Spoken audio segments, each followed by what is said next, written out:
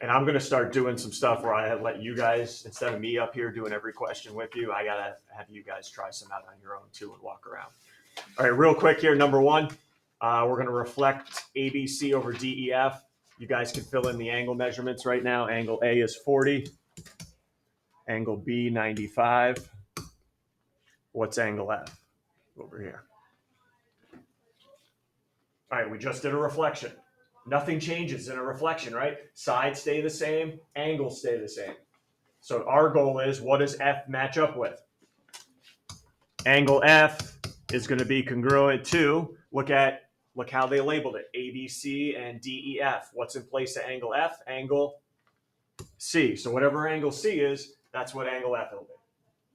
Because you're doing a reflection, and you guys remember reflections are rigid motions, they don't change size or shape.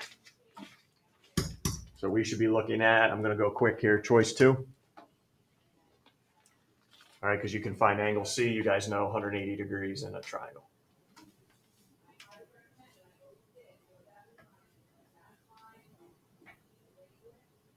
All right, next up, 2, math and W, X, Y, Z are congruent, which is always true. All right, so if they're congruent, you know all their corresponding parts are congruent.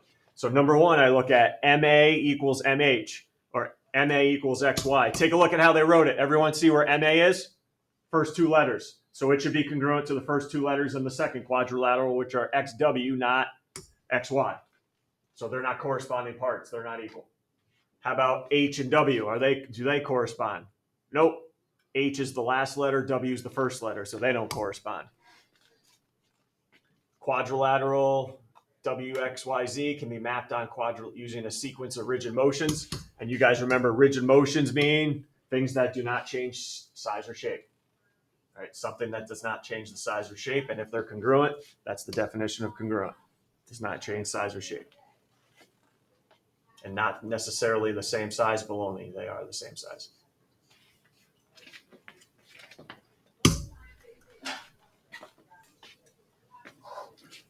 All right, next up we have a square. Which transformation would not carry the square onto itself? Meaning, I perform it, it's a new square. It does not look the same as what we're staring at now. So which one of these can I perform? It's not going to result in the same square. All right, let's go through them real quick. Reflection over the y-axis. I'll take a point right now. Here you go. I'll start with this point right here. If I reflect that over the y-axis, 1, 2, 3 units away, go 3 units in the other direction, 1, 2, 3, I end up with a point out here. That's not on my original square. That's garbage. All right, so that's not going to carry it onto itself. Let me just go over 2, just so you know what I mean by carry it onto itself in case I'm not clear. Now over the x-axis, let me take that same point. It's 2 units away from the x-axis, 2 units more. Oh yeah, I end up in the same spot. So every point matches up with another point on there. All right, you go through number 4 for me. Actually, go ahead, number 4 and 5.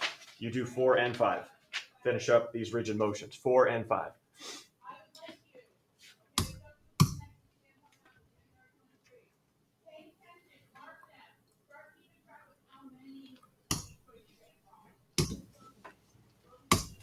Okay, number 4, again, you have one of these rules has to go from A to C. B's got to match up with D, and D's got to match up with B because that's how they wrote it up here in the question.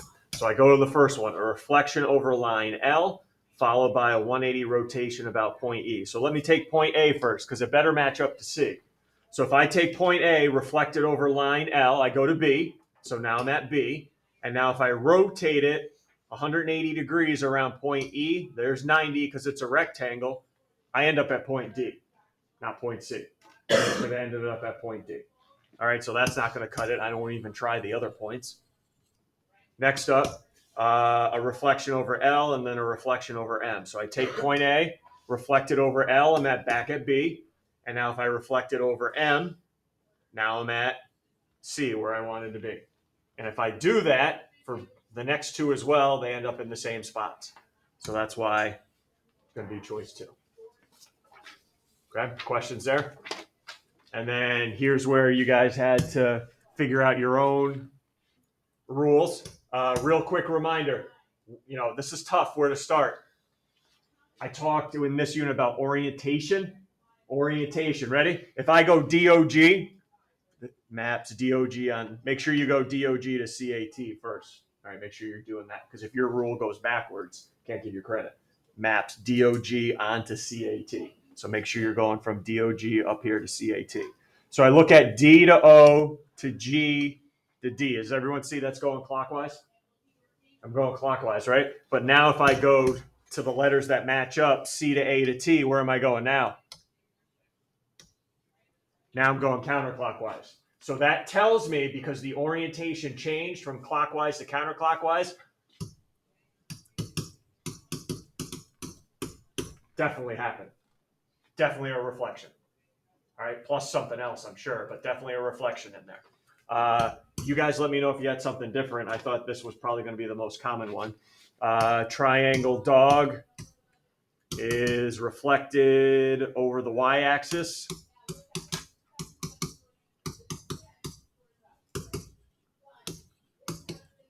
followed by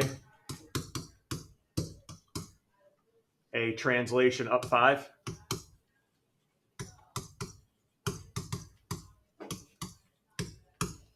That's what I had. I didn't look. If you had a different, I didn't look. Once I find one, I don't find different versions. I'm done. All right, I am done. But if your version mapped DOG onto CAT, then leave it. Then leave it. All right. Hey, you got. I think you got some room there, right? You got a little bit of room here for me. Add in a part B question for me.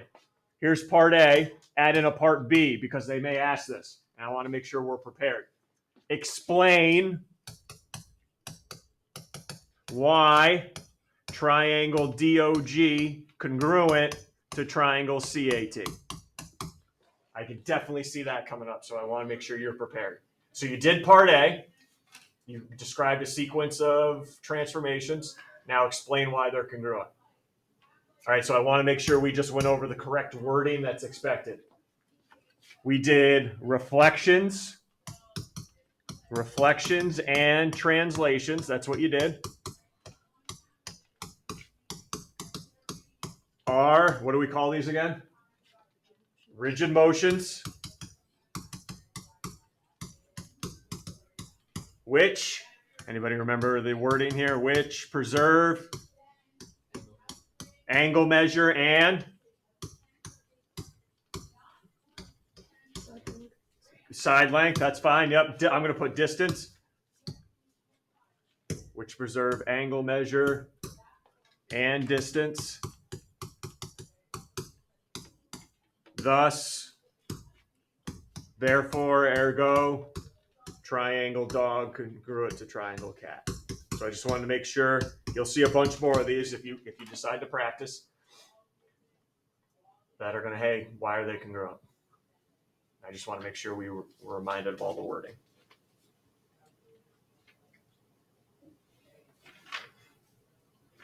Questions? Okay, so there's a little review of rigid motions. Next up, comes up every year. I always say that's this whole packet, right? Area on the graph. So they're going to throw a figure on the graph, whether you know what it is or not, and they're going to ask you to find the area of it. Okay. This one here is a rhombus. What's the area of the rhombus? Now, odds are that's probably not something. I don't think I even put it on the formulas you need to know, because it's not even going to come up. All right, right. Could I use 1/2 D1 times D2? Yep, but I'm not expecting you to know that, because there's one way and one way only. I want you to find the area of anything they put on a graph for you. Box it in. All right, we're going to box this bad boy in. So everyone go ahead, box it in. Every vertice touches your box.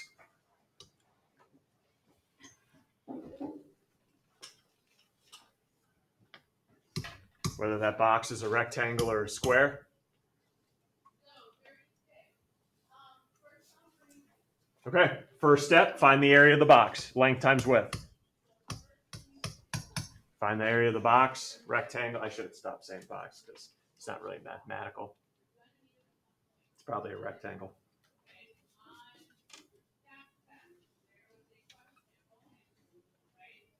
Yep. Would you also just like break it into triangles too? I could break it up into 2 triangles if I know 1/2 base times height. Yep. As long as you can count each. Yep. All right, area of the box. What'd you come up with? I cheated and did diagonal. I did the area of a rhombus. What did we come up with? Area of the box? You getting Nate down? 48. I'll go with you. 48. Yep. Now you see how many right triangles? You have 4 right triangles in this diagram. 1, 2, 3, 4. Now I'm going to find the area of each of those right triangles using 1/2 base times height and subtracting it from 48. Okay, subtract it from 48. And make sure you remember, since we're doing a right triangle, the area of a right triangle, base 1/2 base times height, but the base and height are the legs. So go ahead, find the area of each, count carefully.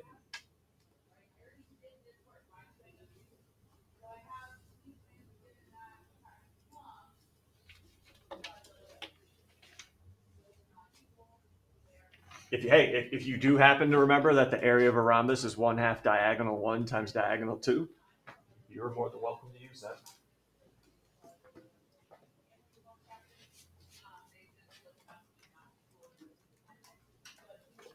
And then once you find the area of that one, head over to number 7 and see if you can find the area of that rectangle by boxing it in. All right, you don't have to wait for my answer here for number 6.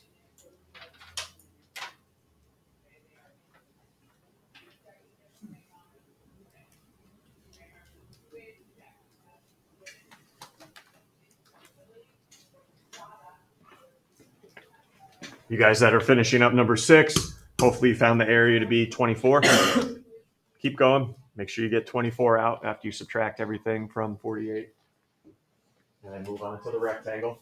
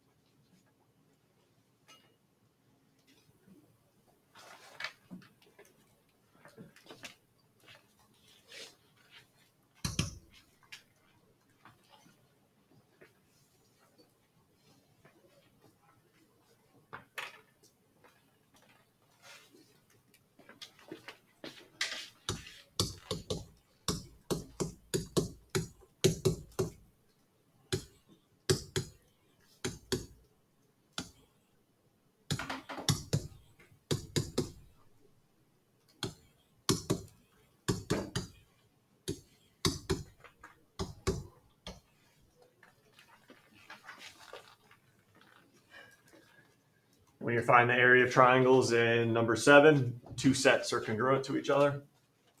So 2 of the areas should have been the same.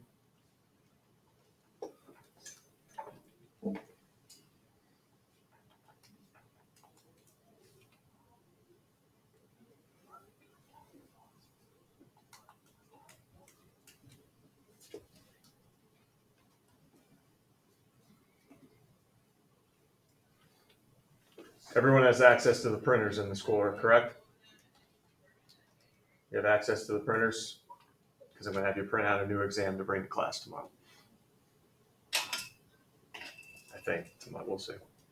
Check my notes.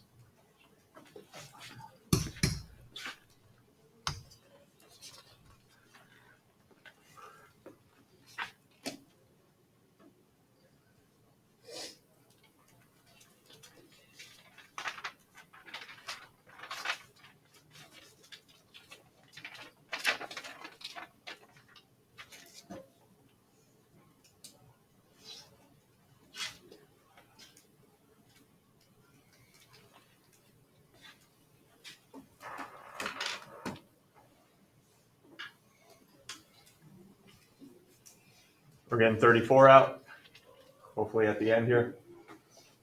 Two triangles have an area of 2, other two have an area of 8, and the box is 54.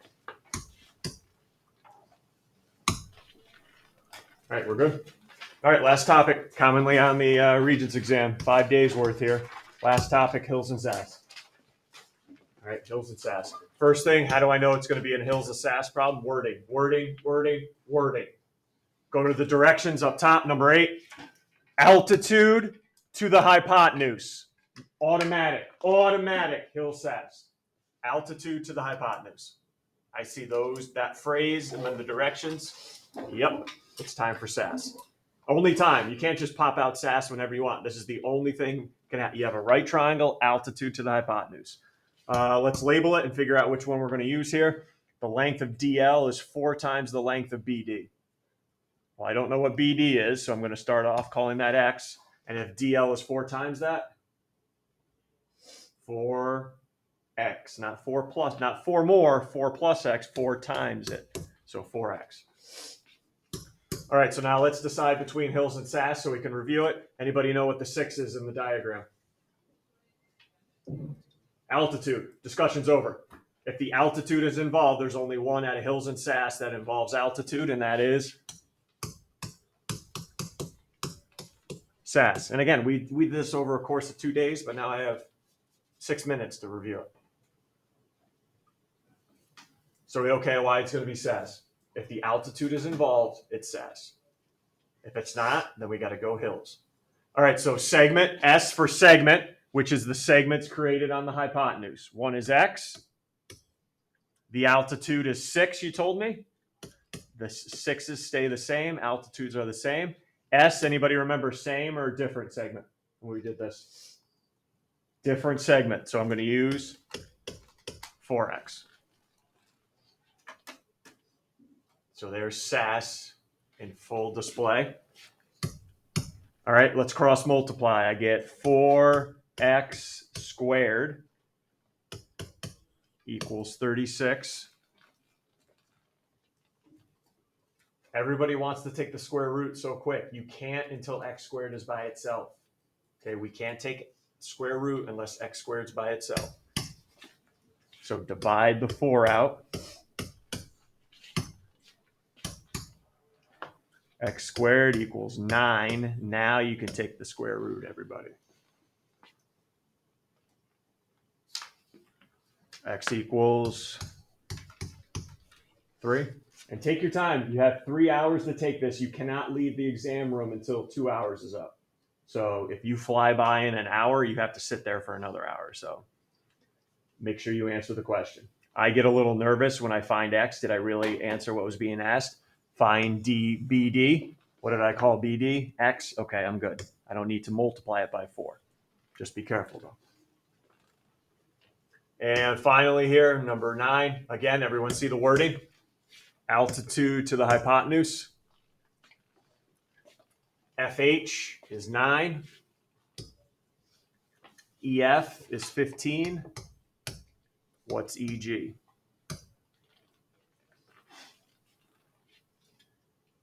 All right, I know the altitude is involved, but does everybody see you know nothing about the segments? Everyone correct? There's actually, could you use Sass or Hills here? Yeah, you could. You could use either one here. All right, but the problem is you're going to be missing a value, and how do you find that value? Can we make a class decision? What do you want, Hills or Sass? Because we can go either way. Hills, because we haven't used it yet. Might as well review it, right, Spence? All right. What's the, let's H, L, L, S. What's the H stand for? That's what we're looking for, EG. That's the hypotenuse. So I'm going to put an X there. That's my hypotenuse. L for, what did L stand for in Hills? H for hypotenuse, L for leg. And you have 2 of them there. And it's the leg of the original right triangle. So EF and FG. We have EF, right? So that'll be 15 because that's the leg I have. Are these L's the same or different? Remember? Remember, this part of Hills and Sass are always the same. The means are always the same. 15. S for segment. Which one? The one next to the leg we're using. So if we're using EF, I need to plug in here EH. It's the segment next to the leg. But I don't know that. And I don't want to introduce a new variable. But darn it, you've been in this class for months now. How can I find that missing side? Come on. Right? How can I find it? Pythag, thank you. How do you know it's a right triangle? Because this is an altitude, and altitudes form right angles. So 9 squared plus b squared equals 15 squared.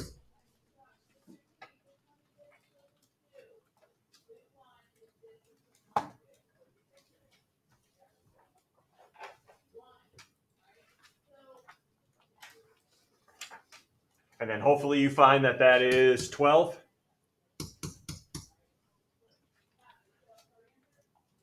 And you can plug in 12, and now it becomes a nice, easy cross multiplication for you.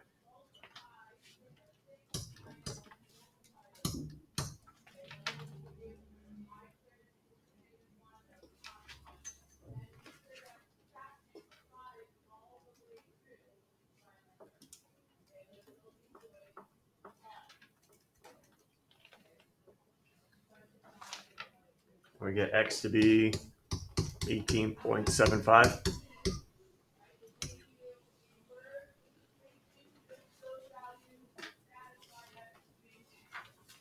And you could have done SAS too. Done Pythag, found this was 12. Take a look, do SAS to find HG now, and then add them together. So SAS would have worked too if you used Pythag. All right, everyone, see you down at the bottom. Finish January 2023 exam. All right, you guys have your Chrome. Let's get your Chromebooks out so you get the answer keys there. I'm just going to double check when I need that new exam printed out and brought to class.